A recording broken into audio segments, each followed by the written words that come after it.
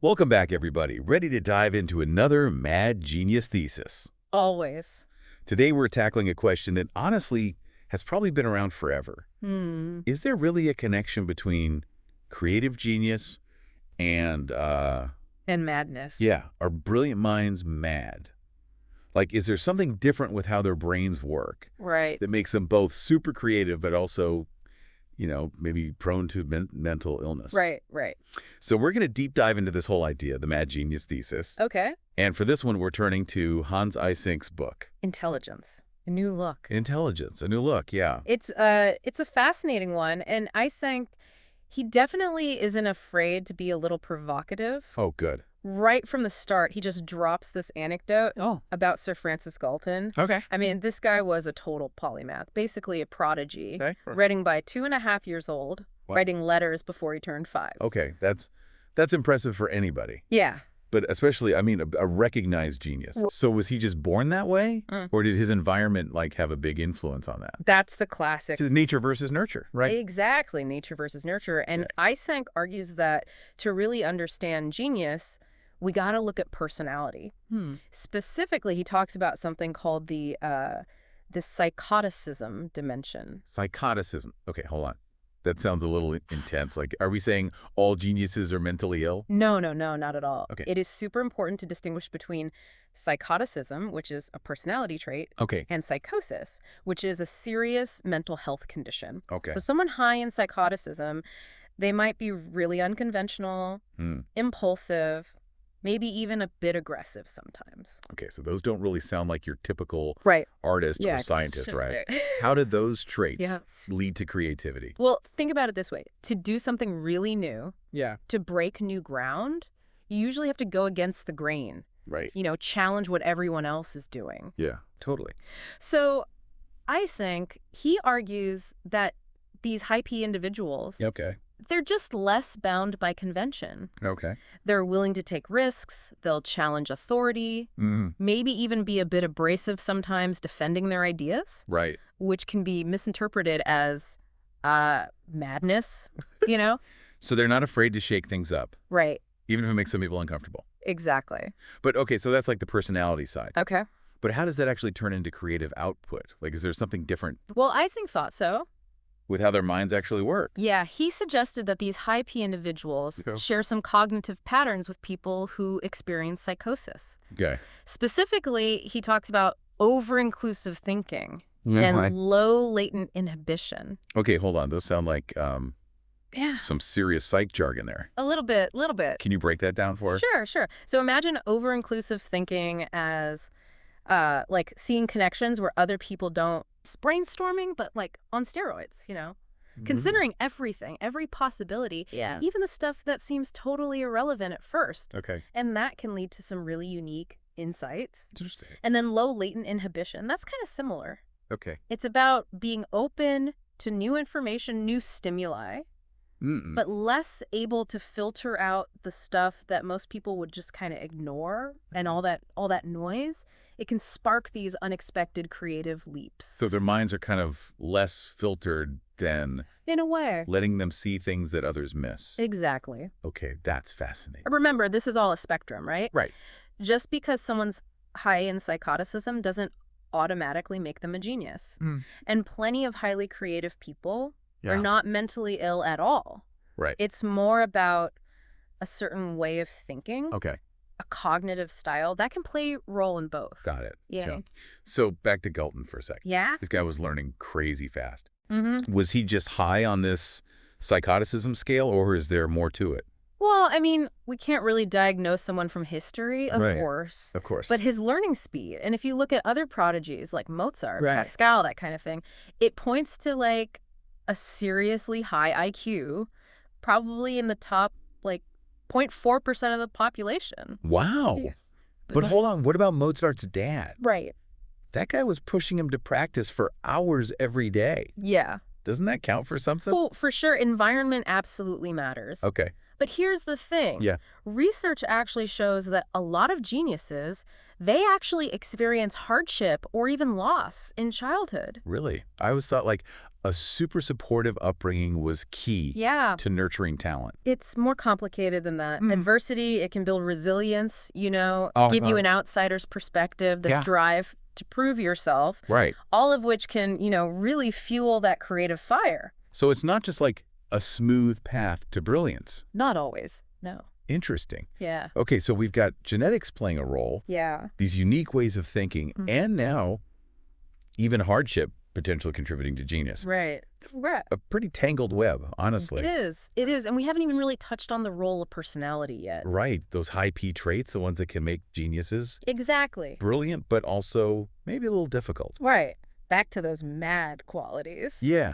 But how does something like aggression, help create amazing art Well, think about or scientific breakthroughs? new ideas. They challenge the status quo by their very nature, right? Right. So creative people, they often face resistance, Yeah. even hostility sometimes. It's like that saying, the nail that sticks out gets hammered down. Exactly. Right. And that's where those high P traits, that tough-mindedness, that willingness to fight for their ideas, that helps them keep going, Wow. even when everyone's criticizing them. So it's not enough to just have brilliant ideas. Right. You got to have the guts to see them through. You do. That's fascinating. Yeah. Okay, this is getting really interesting, but we're actually out of time for this part of our deep dive. We are. We'll pick this up next time, though. That's good.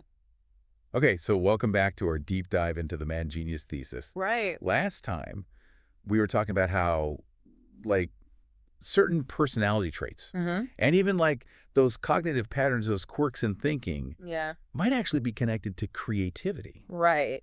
especially, those associated with high psychoticism. Yeah. But how do you even start to measure something like that? Right. Creativity, It's just tricky. you can't exactly, pull out a measuring tape No. and be like, okay, you have this many units of creativity. Right. Exactly.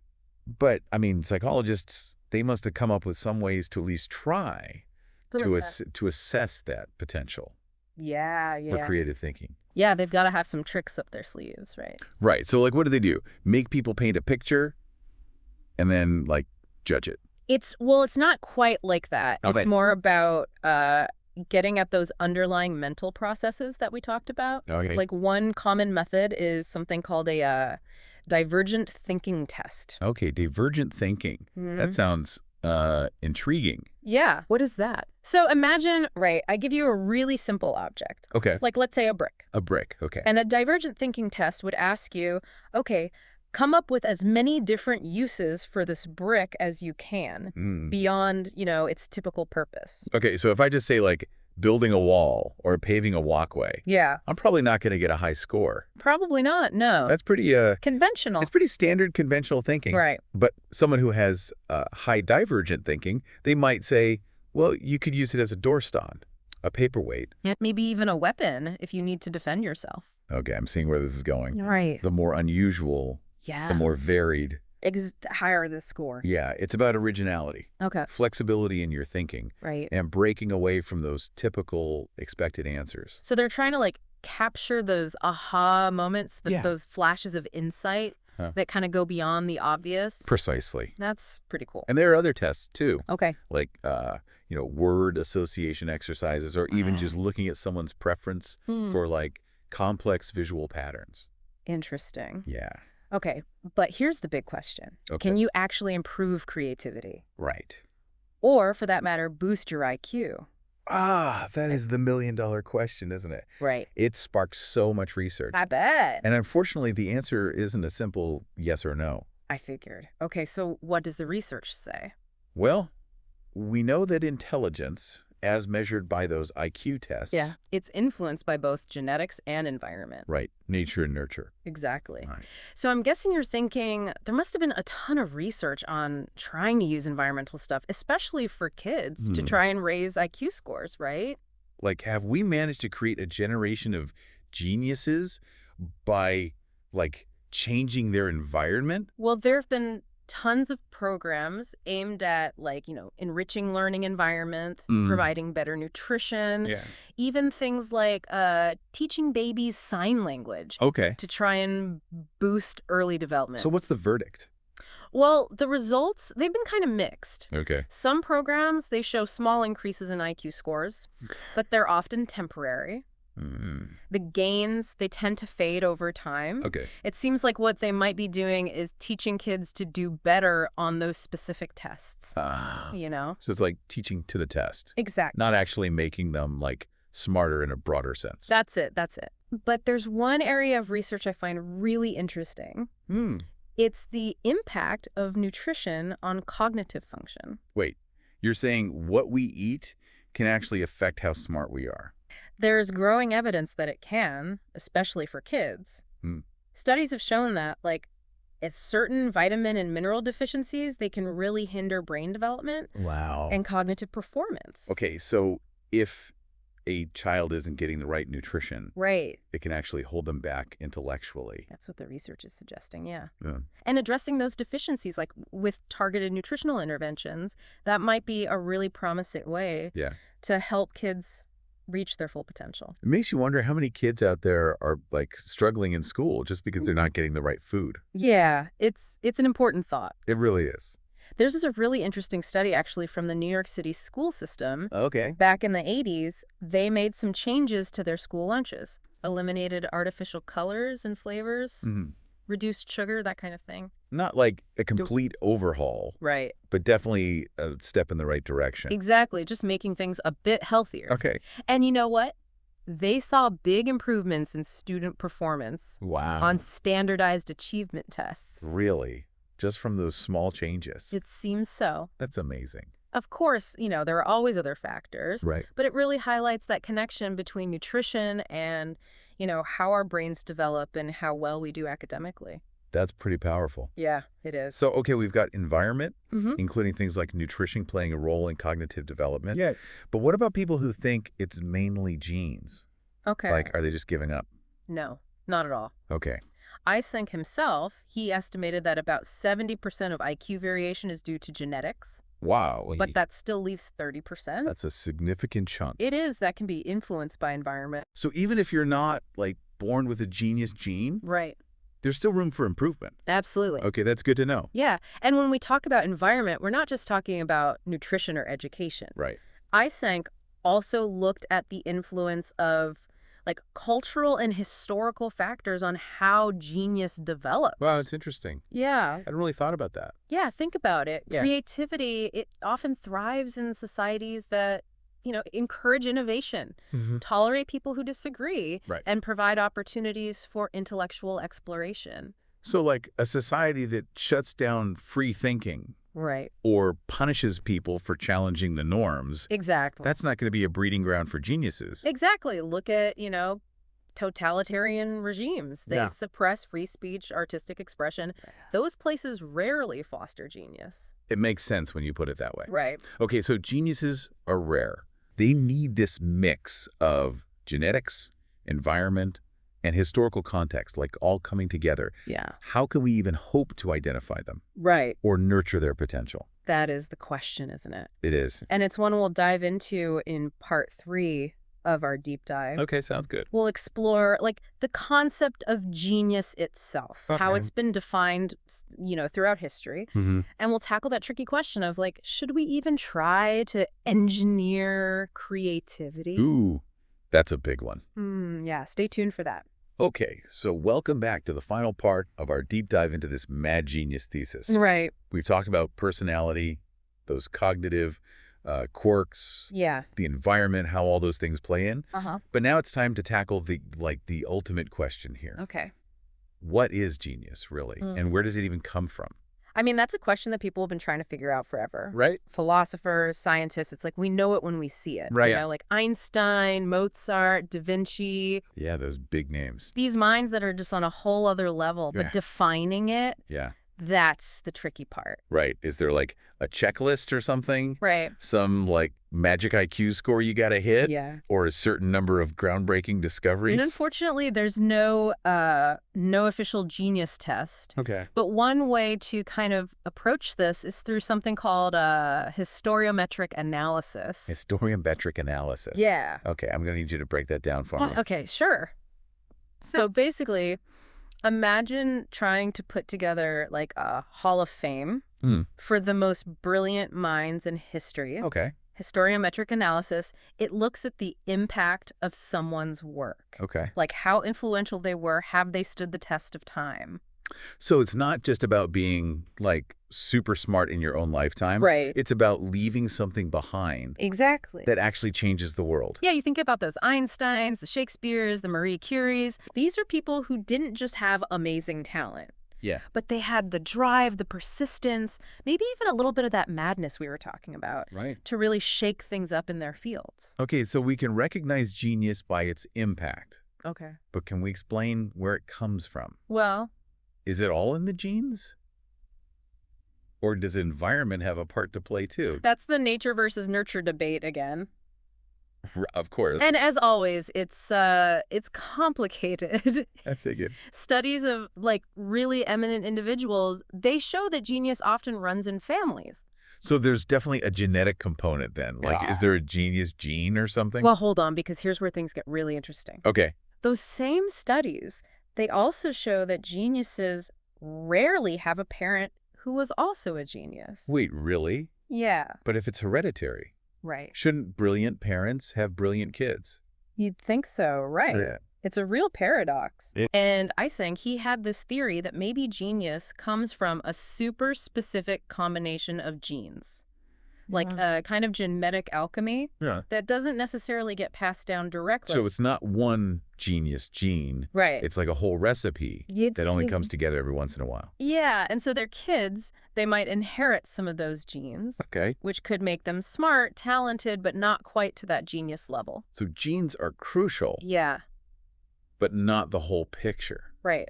What about environment then? Okay. Can, like, a nurturing environment create a genius? Well, or can a really tough upbringing, like, crush potential? Again, it's complicated. I mean, a supportive environment definitely helps talent develop. Right. But there's also evidence that adversity can play a role, too. We talked about this before, right? Like, hardship can fuel creativity. Exactly. Think about all those geniuses who came from nothing, overcame prejudice, disabilities even, and achieved incredible things. It's like they had to fight harder, think differently, just to survive. Exactly. And that gave them this, like, this edge. That's a good way to put it, yeah. Yeah. But we can't forget personality either, you know? Right. Those high P traits, the nonconformity, the persistence, geniuses aren't just smart. Yeah. They're driven, often rebellious, willing to challenge everyone else. So maybe that madness, that willingness to go against expectations, that's actually important. It could be, yeah. For genius to really come out. It's an interesting theory. It is. And it seems to fit with what we see throughout history. Right. Lots of geniuses were seen as eccentric, even crazy, in their own time. Yeah. They faced ridicule, rejection. But they kept going. Yeah. Wow. And their vision, it ended up changing the world. It's like they had to be a little mad to deal with all that pressure. Yeah, to be so daring. Being so ahead of their time. Exactly. Okay, so it seems like genius. It comes from this, like, crazy mix of things. Genetics, environment, personality. Right. It's not something you can just easily make happen.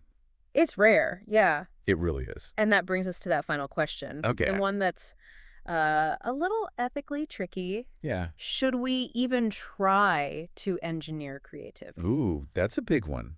It is. Like, if we could figure out the genius recipe. Right, exactly. Do we even do that? That's the question. I mean, would we really be creating geniuses then?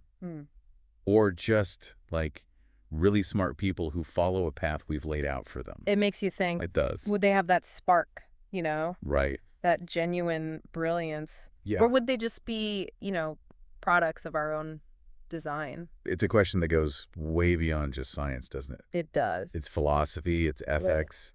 Right. It makes us think about what makes us human. And if we should even be messing with something like creativity. It's something we'll probably be debating for a long time. Probably. Yeah. Well, on that note, I want to thank you for joining us for this deep dive into the Mad Genius Thesis. It's been fun. It really has. It's been a fascinating look at one of, honestly, humanity's greatest mysteries. Absolutely. And to all our listeners out there, keep those minds curious. Always.